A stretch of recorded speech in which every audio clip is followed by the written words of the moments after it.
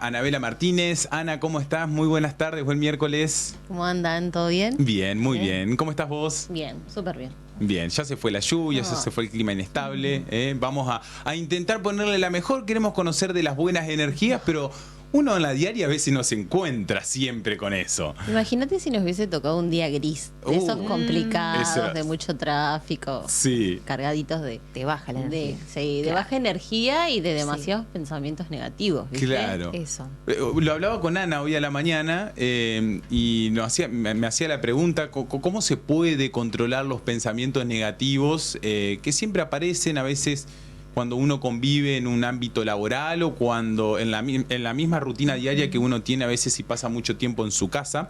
Siempre en algún momento esto se presenta, ¿no?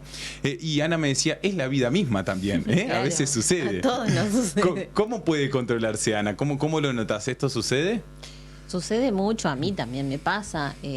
No me pasa tanto porque trato de practicar muchas cosas que les puedo aconsejar a las personas, ¿no? Pero hay algo en el pensamiento negativo que hace que sea difícil deshacernos, que es que son automáticos, ¿no? Y además tenemos, esto por una cuestión biológica, ¿no?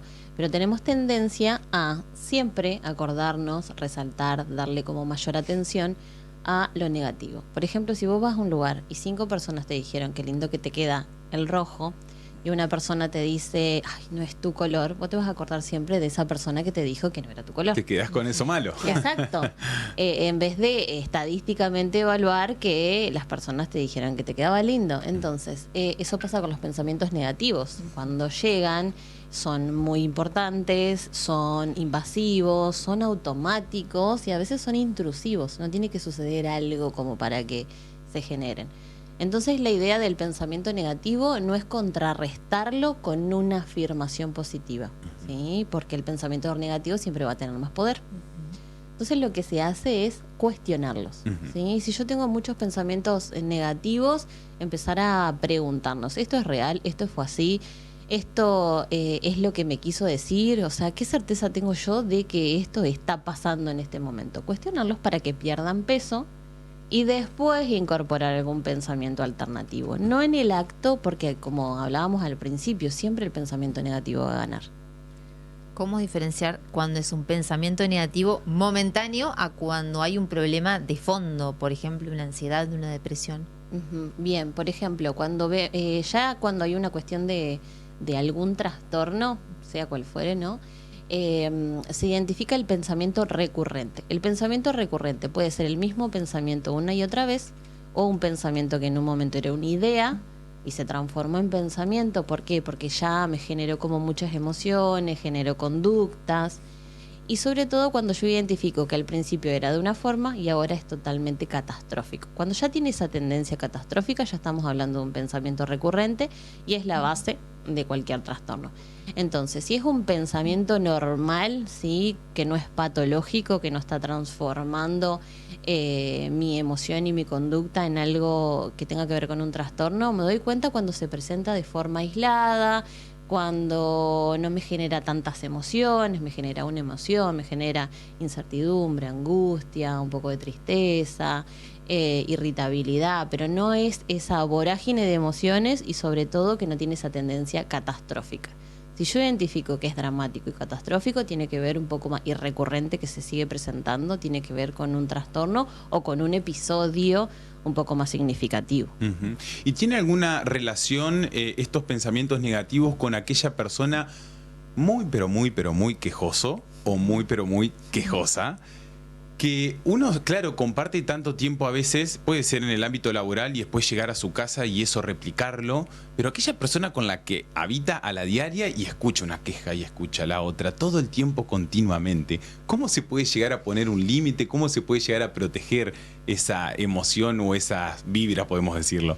Ese es un tema, porque si vos te pones a pensar, todos conocemos a alguien que tiene esas características. O que genera tensión, Claro. ¿viste? Como Entonces que chupa la energía. Ay, claro. Te consume la energía. Sí. Te genera pensamientos recurrentes en función de lo que dijo, porque capaz que para mí no era una preocupación, Claro. che, y ahora me la sembró. Y también como que complica el tema previo al encuentro. Si yo ya sé que me voy a encontrar todos los días con una persona que tiene estas características, ya me mal predispone, ¿sí? Entonces, en este caso, primero tenemos que evaluar que esa persona que reiteradamente mantiene la queja como discurso, tenemos que evaluar que no lo va a cambiar porque yo le haga una apreciación. Porque en la queja encuentra una gratificación, ¿sí? Porque pasa biológicamente esto, ¿no? La persona que se queja habitualmente, constantemente, con cierta frecuencia, lo que hace es lograr que se segregue dopamina, y que es un neurotransmisor, ¿no? Que produce esa cierta satisfacción, saciedad, cierto poder, ¿sí? Porque me estoy quejando, porque estoy haciendo una crítica sobre algo, porque tengo una intención definida de un tema determinado. Entonces, ¿qué pasa? Se produce esta sensación de que estoy un poco más gratificado, más liviano.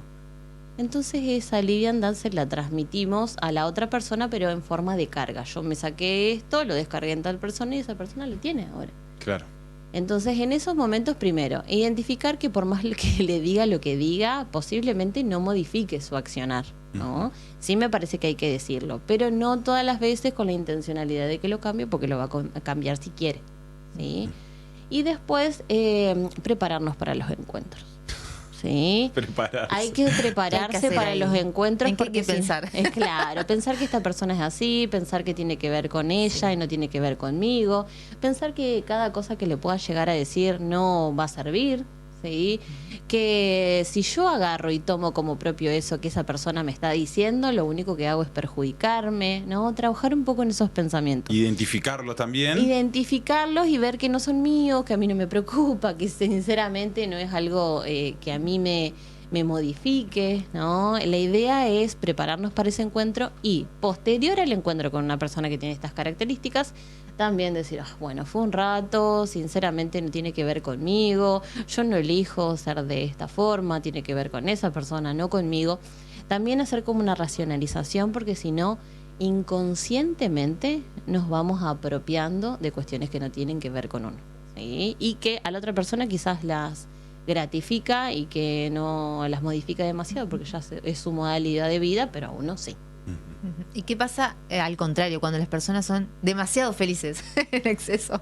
Hay que ver, porque hay veces que esas cosas también producen un poco de malestar. ¿Viste? Esa persona que es intensamente positiva, que vos le estás contando algo que no tiene ninguna perspectiva positiva. Claro. Te dice, bueno, pero por lo menos, por ejemplo, un robo, bueno, por lo menos tenés salud, no te hicieron nada, o porque, bueno, pará, tengo ganas de habilitar esta emoción que me transita. Claro, o no es para tanto, te ¿Viste? dicen. Porque claro, hay veces que estas cuestiones lo único que hacen es desvalidar las emociones, y eso no está bueno, ¿sí? Y además es una perspectiva que se sostiene y a veces poco real y poco saludable. Si yo no valido la emoción que transito, lo que hago es reprimirla y en algún momento va a salir.